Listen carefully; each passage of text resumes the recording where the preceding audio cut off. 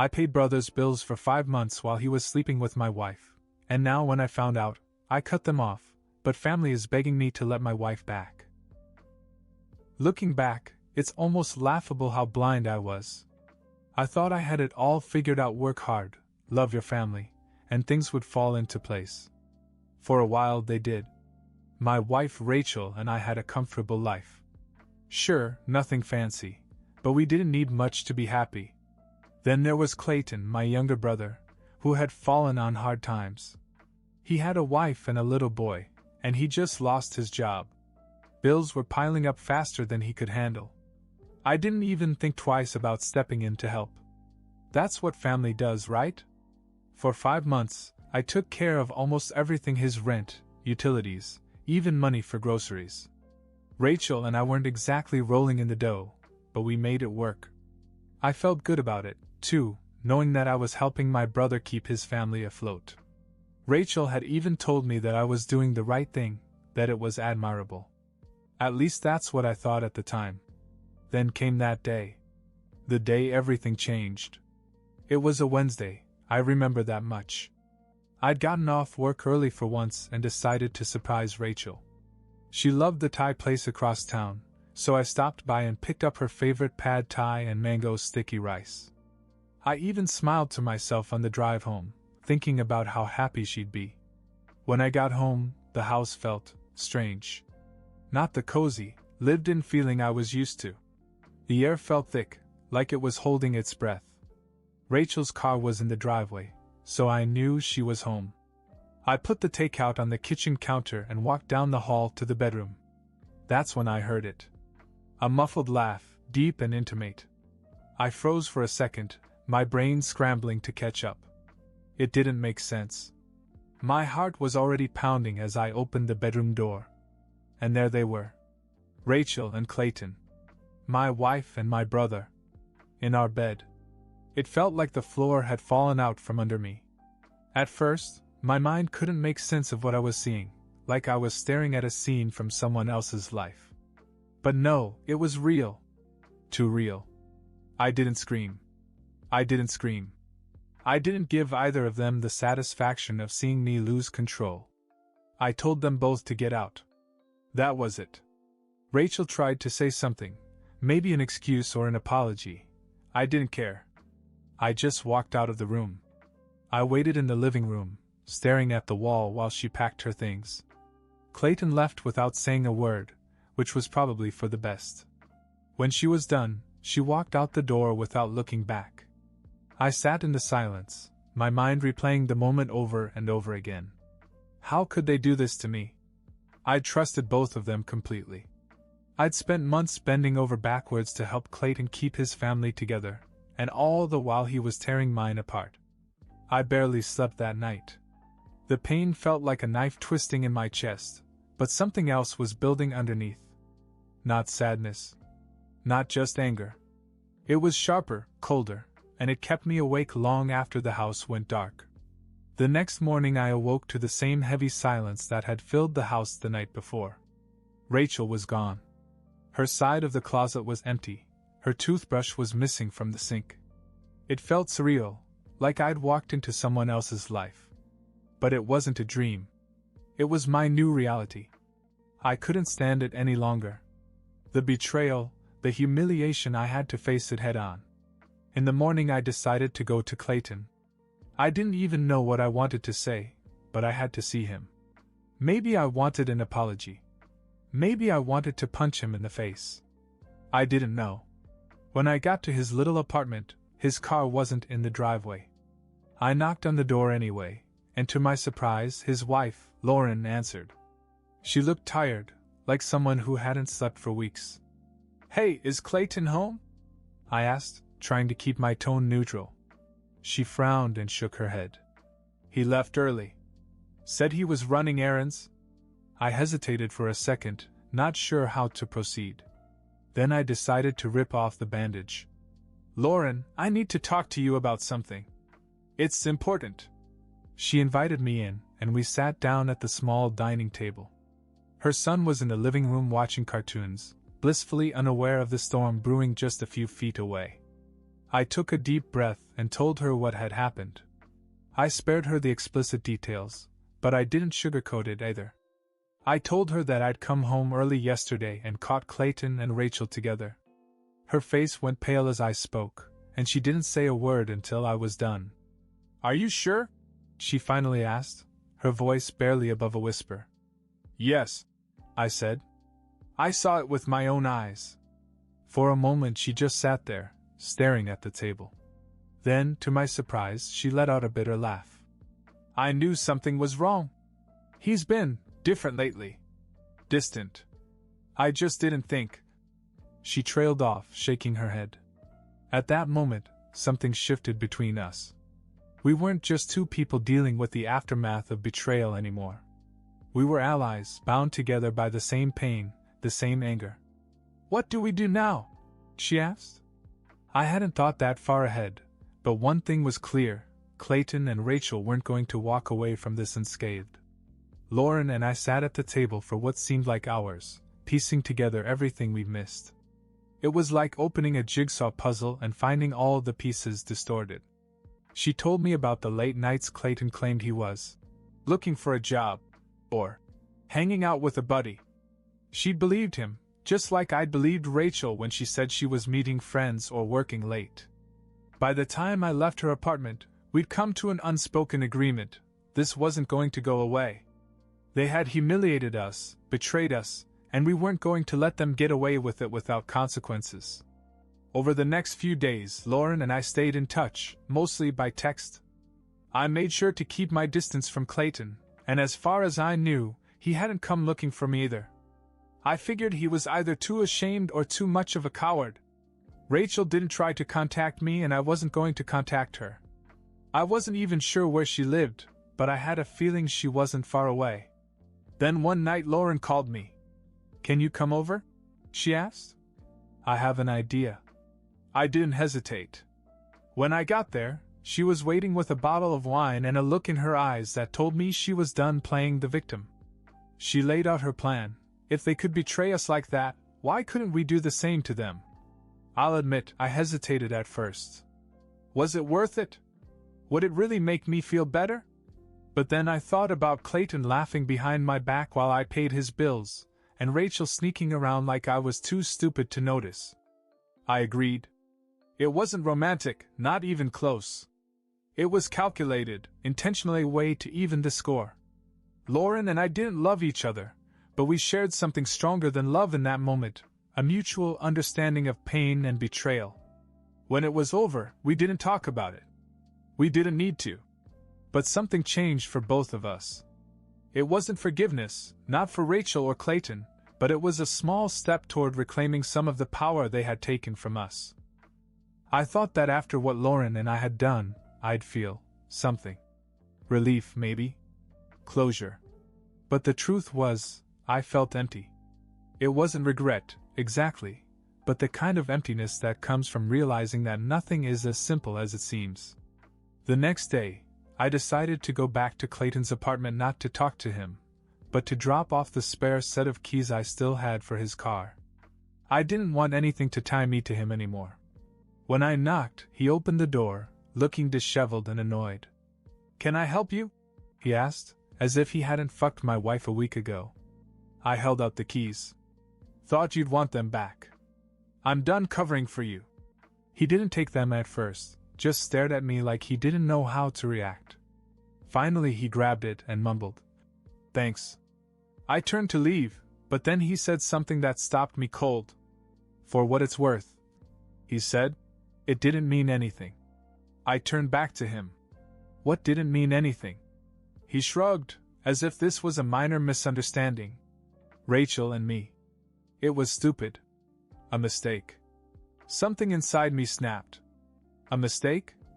I gave up months of my life to help you, and you repay me by sleeping with my wife? He had the nerve to look defensive. It's not like I planned it. It just happened. I wanted to punch him. For the first time in my life, I wanted to hit my own brother. But instead I just laughed. Not because it was funny, but because it was pathetic. "You're unbelievable," I said, turning to leave. Good luck paying your own bills from now on. As I walked back to my car, I heard him yell something after me, but I didn't bother turning around. The unexpected part came a few days later when my parents showed up at my house. They never visited unannounced, so when I opened the door and saw them both standing there, I knew something was up.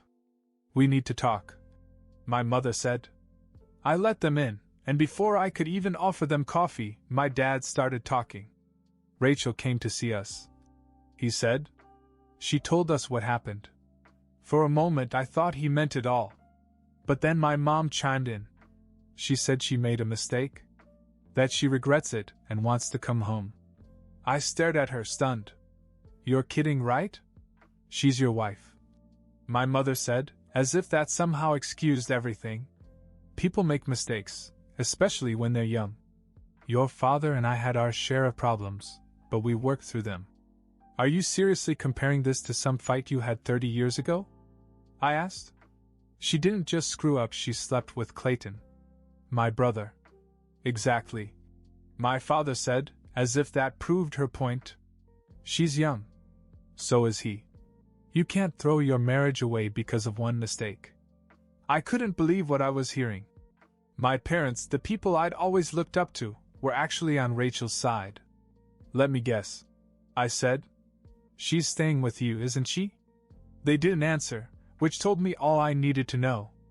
I let out a bitter laugh. "Unbelievable. Well, you can keep her. I'm done." My mom gave me this disappointed look, like I was the one ruining everything. "You're going to regret this," she said. "Maybe," I replied. "But not as much as I'm going to regret bringing her back." When they finally left, I felt a mixture of anger and relief. They could take her side all they wanted. I hadn't changed my mind. But the twist didn't stop there. That night, Lauren called me in a panic. "You have to come over," she said. Now. When I got there, she was pacing the living room, clutching her phone. "What's going on?" I asked. She turned to me, her face pale. "Clayton found out. About us." I stood there for a moment, absorbing Lauren's words. My stomach sank and a million questions flooded my mind at once. "What do you mean, he found out?" I finally asked. Lauren handed me her phone. "He sent me this." It was a text from Clayton. "You and my brother? Really? Was this your way of getting back at me? Don't think this is over." I stared at the message, my jaw clenching. How does he even know? Lauren shook her head. "I have no idea. I didn't tell anyone." "Did you?" "No," I said quickly. "Not a word." We sat down and tried to piece it together. Clayton didn't strike me as the detective type, but somehow he'd found out. The thought of him knowing made me uncomfortable, not because I regretted it, but because I didn't trust him not to make it worse. "What do you think he's going to do?" Lauren asked. I didn't have an answer. Clayton could be unpredictable when he felt backed into a corner. The next few days were eerily quiet. Clayton didn't contact me, and Rachel was still holed up at my parents' house. I kept waiting for the other shoe to drop, but it didn't until the following weekend. I was at home, trying to clean up the house to take my mind off things, when there was a knock at the door. I opened it and there was Rachel, standing on the porch. She looked like she hadn't slept in days. "Can we talk?" she asked. I leaned against the doorframe. "What's there to talk about?" She hesitated, then said, "Clayton told me about you and Lauren." There it was. The other shoe. I crossed my arms. "Yeah? And?" Her eyes narrowed. "How could you do this to me?" I actually laughed. "You're joking, right? After what you did to me, you think you can stand here and play the victim?" "It's not the same," she said. "What Clayton and I did, it was a mistake, okay. But you, what Lauren and I did was revenge," I said bluntly. "If you're looking for an apology, you're not going to get one." Rachel's face flushed with anger. "So that's it? You're just going to throw it all away because of one mistake?" I shook my head. "It wasn't just one mistake, Rachel. It was months of lying and sneaking around and making me look like an idiot while I was out there paying Clayton's bills. You don't get to come back here and act like you're the wronged one. For a moment, she just stood there, as if she didn't know what to say. Then, out of nowhere, she blurted out, "I love you." I stared at her, stunned. "You have a funny way of showing it." She stepped closer. "I made a mistake, okay? A terrible mistake. But I still want us. I still want to fix this." I didn't know what to say. Part of me wanted to slam the door in her face. Another part of me, well, it didn't know what it wanted. "Go back to my parents' house," I finally said. "I need time to think." She looked like she wanted to argue, but finally nodded. "Okay." After she left, I sat down at the kitchen table and tried to make sense of it all. Did I still love her? Could I ever trust her again? And what about Lauren? What about the fact that this whole situation was getting messier by the day? I didn't know what to do next, but I had a sinking feeling that the worst was yet to come. The days after Rachel's visit were a blur of emotions: fear, confusion, and a faint, unwelcome flicker of hope. I hated that part of me still entertained the idea of reconciliation, but after years of marriage, walking away wasn't as easy as I wanted it to be. Still, I knew I couldn't continue to live in this tangled mess. It was time to end it, one way or another. I decided to invite Rachel and Clayton over to my house, not to rekindle anything, but to put it all out on the table. Lauren agreed to join me, both for support and because she had things to say of her own. If this was going to end, it had to end for all of us. As the four of us sat down in the living room, the tension was suffocating. Rachel avoided eye contact while Clayton had the audacity to look smug, as if he'd somehow won. Lauren sat next to me, quiet but ready. I was the first to speak. "This has gone on long enough," I said. "We've all done things we can't take back, but it's time to let it go." Clayton snorted. "You're awfully self-righteous for someone who slept with my wife. Don't act like you didn't deserve it." Lauren shot back, her voice icy. "If anything, you got off easy." Rachel shifted uncomfortably. "This isn't helping." "Helping?" I said, turning to her. "You want to talk about helping? Let's talk about how I paid his bills for months while you two were sneaking around behind my back." Clayton tried to interrupt, but I held up my hand. "No. You don't get to justify it. You lied to me. Both of you. And while I'm not proud of what Lauren and I did, at least we were honest about why we did it. Can either of you say the same?" Rachel looked down, and for the first time Clayton's smug expression faltered. "I don't care what either of you think of me," I continued. "This ends today. I'm done with both of you." Rachel's head shot up. "What does that mean?" "It means you're free to live your life however you want," I said. "But it won't include me. I'm filing for divorce." Her eyes filled with tears, but I didn't feel guilty. I'd spent enough time feeling like the bad guy in a situation I didn't create. "And you," I said, turning to Clayton, "don't ever call me for help again. We're done, too." He started to say something, but Lauren cut him off. "If you had any self-respect, you'd just walk away. You've done enough damage." For once, Clayton was silent. Rachel tried to plead with me one last time, but I stood my ground. "This isn't about revenge anymore," I said. "It's about moving on. I can't trust you, and without trust, there's nothing left." The meeting ended shortly thereafter. Clayton left first, muttering to himself as he walked out the door. Rachel stayed a little longer, but when it became clear that my mind was made up, she finally left as well. When it was just me and Lauren, the weight in the room lifted. "Are you okay?" she asked. I nodded. "For the first time in months, I think I am." Lauren smiled faintly. "Good. You deserve it." In the weeks that followed, I filed the divorce papers and began to focus on myself for a change. I cut off all financial support to Clayton, who eventually found a job and, to my surprise, managed to hold on to Lauren. As for Rachel, she moved back in with her parents. I heard through the grapevine that she was struggling, but I didn't reach out to her. That part of my life was over. Lauren and I stayed in touch for a while, but we both agreed to move on. What had happened between us wasn't love, it was a reaction to pain, a way to regain control. When the dust settled, we realized it was better to part ways. Now, months later, I finally feel like myself again. I learned the hard way that betrayal doesn't define you, it just shows you who people really are. And while I'll never forget what happened, I've let it go. Some wounds take time to heal, but eventually they do.